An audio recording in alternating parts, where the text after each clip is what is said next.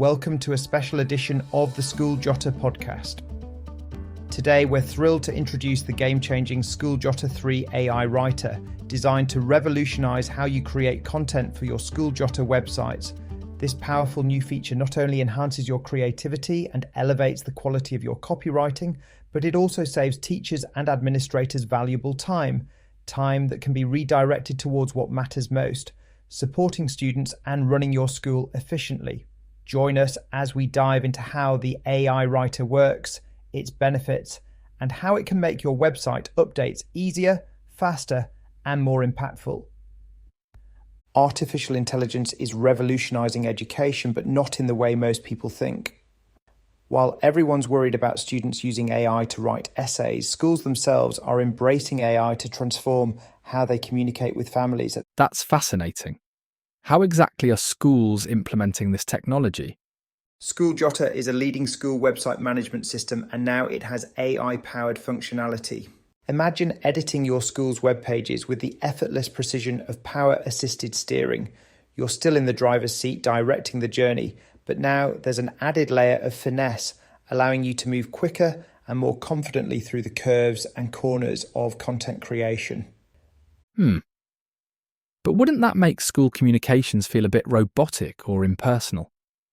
That's what's really interesting. It's actually designed to enhance human writing rather than replace it.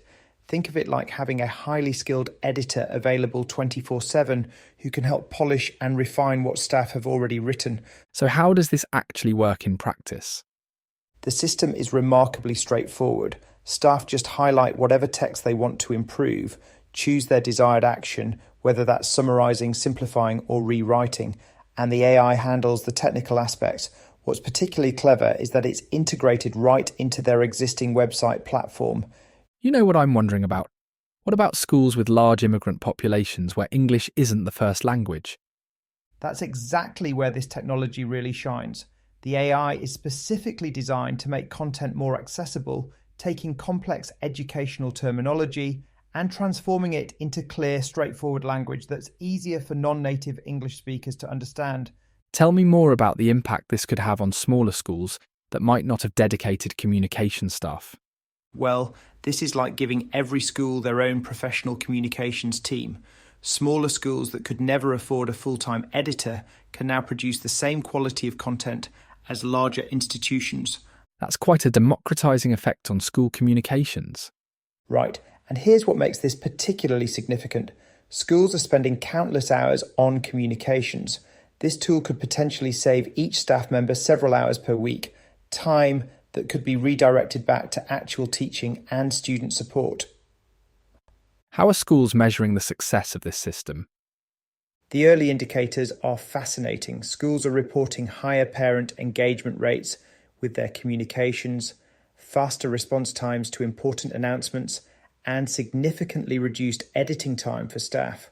But what's really interesting is how this might reshape the entire landscape of school-family relationships.